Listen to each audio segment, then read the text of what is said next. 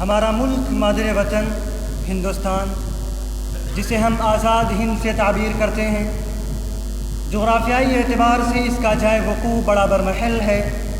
اس کا دامن بہت وسیع ہے۔ اس کی سرحدیں کشمیر سے لے کر کنیا کماری تک اور گجرات سے لے کر بنگال تک پھیلی ہوئی ہیں۔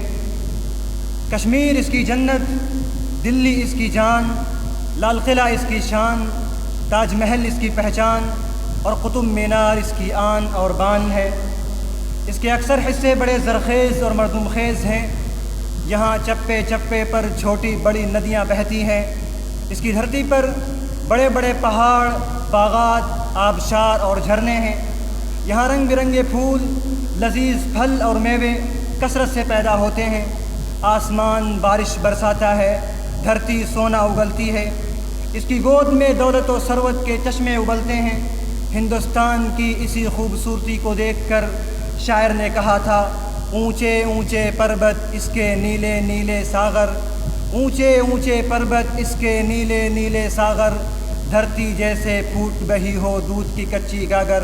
اور شاعر مشرق ڈاکٹر علامہ اقبال نے تو اسے سارے جہاں سے اچھا کہہ دیا، سارے جہاں سے اچھا ہندوستاں ہمارا، ہم بلبلیں ہیں اس کی یہ گلستاں ہمارا۔ اسی لیے ہم بھی بڑے فخر سے کہتے ہیں کہ ہم ہندوستانی ہیں، ہندی ہے ہم، وطن ہے ہندوستاں ہمارا۔ دوستو، ہندوستان کی تاریخ بڑی دلچسپ اور دلسوز ہے، جو مختلف نشیب و فراز کے درمیان گھری ہوئی ہے۔ یہاں واقعات و حوادث کے آئینے مختلف قوموں کی تہذیب و تمدن کی تصویر دکھاتے ہیں۔ تاریخ کے پنے ہمیں مختلف رنگوں، نسلوں اور مذاہب کی داستان سناتے ہیں، جن میں تہذیب و تمدن کی رنگ رلیاں بھی ہیں اور جنگ و خونریزی کی حکایتیں بھی، ظلم و ستم کی آندھیاں بھی ہیں اور مظلوم انسانوں کی آہیں بھی، فتح و نصرت کی سرفرازیاں بھی ہیں اور شکست و ہزیمت کی راتیں بھی، غلامی کی زنجیروں میں جکڑے ہوئے لوگوں کی سسکیاں بھی ہیں اور حریت و آزادی کی آوازیں بھی، قوم و ملت کے لیے مجاہدانہ سرگرمیاں بھی ہیں اور عشق و وفا کی باتیں بھی۔ تاریخ ہند میں قدیم تہذیب و تمدن کے نشانات، ویدوں کے پیغامات، بزرگوں کی ہدایات، صوفیاء کی کرامات، باشندگان ہند کی زندگیوں کے نقوش، مسلم حکمرانوں کی حکومت، اسلام کا عدل، غلاموں کی سلطنت، خلجیوں کی شوکت، مغلوں کی عظمت، انگریزوں کی سازش، اپنوں کی غداری، ٹیپو کی شہادت، آزادی کی تحریک، 1857 کی بغاوت، غیروں کا قبضہ، کانگریس کی قیادت، آزادی کا حصول، آئین کا نفاذ اور اس کے بعد اب تلک پیش آنے والے مسلسل فسادات اور خونی واقعات، سب کچھ مرقوم ہے۔ اور وہ تمام حقائق بھی درج ہیں جو ہندوستان کی پیشانی کو داغدار بناتے ہیں اور اس کی قدرتی خوبصورتی کا مذاق اڑاتے ہیں اور ہندوستان کے چہرے پر بدنما داغ ہیں۔ آج حکومت کے ایوانوں سے، عدالت کے کٹہروں سے، اونچے اونچے محلات اور عمارتوں سے، مسجدوں، مندروں اور میناروں سے، کالجوں، مدرسوں، یونیورسٹیوں کی دیواروں سے آزادی کی آوازیں آ رہی ہیں، آزادی کے نغمے گائے جا رہے ہیں، ترنگے پھہرائے جا رہے ہیں۔ لیکن سوال یہ ہے کہ کیا عام انسانوں کو، جھوپڑ پٹیوں میں رہنے والے باشندوں کو، غریبوں اور مزدوروں کو آزادی حاصل بھی ہے یا نہیں؟ کیا ہندوستان کا ہر شہری آزادی کی سانسیں لے پا رہا ہے؟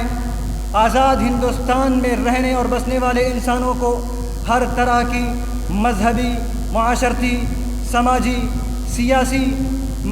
سیاسی، تعلیمی اور تمام طرح کی آزادی حاصل ہے یا نہیں؟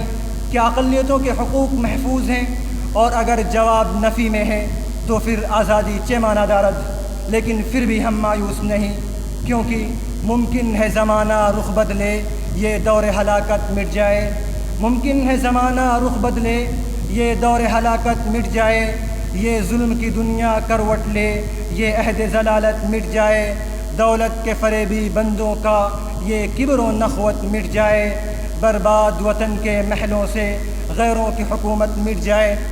لیکن دوستو، تاریخ کسی اندھے، گونگے اور بہرے کی داستان نہیں لکھتی اور نہ ہی اسے خاطر میں لاتی ہے۔ تاریخ صرف انہی کو یاد رکھتی ہے جو مفادات و خواہشات کی کشتیاں جلا کر اپنے خون اور پسینے سے وطن کی تاریخ لکھتے ہیں۔ ہر طرح کے حالات و مصائب کا سامنا کرنے کے لیے ہمہ وقت تیار رہتے ہیں، وہ جو جینے کے لیے نہیں بلکہ مرنے کے لیے جیتے ہیں، کیونکہ جو مرنے سے گھبراتا ہے وہ جیتے جی مر جاتا ہے۔ اس لیے طوفانوں کا مقابلہ کرنے کے لیے، حالات کا رخ بدلنے کے لیے خود کو تیار کرنا ہوگا، ہر میدان عمل میں آگے بڑھنا ہوگا، تاکہ وہ وقت بھی آئے کہ صحیح معنوں میں ہر طرف عدل و انصاف اور آزادی کا پرچم لہرائے، ورنہ ہندوستان کی شان بھی مٹ جائے گی اور ہماری تاریخ بھی۔ یہ ترنگا ہمیں یہی پیغام دے رہا ہے کہ ہندوستان ہمارا ہے، ہمیں اس کی مٹی سے پیار ہے، اس کی آزادی کے لیے ہم لڑتے رہیں گے اور اسی مٹی میں مل جائیں گے۔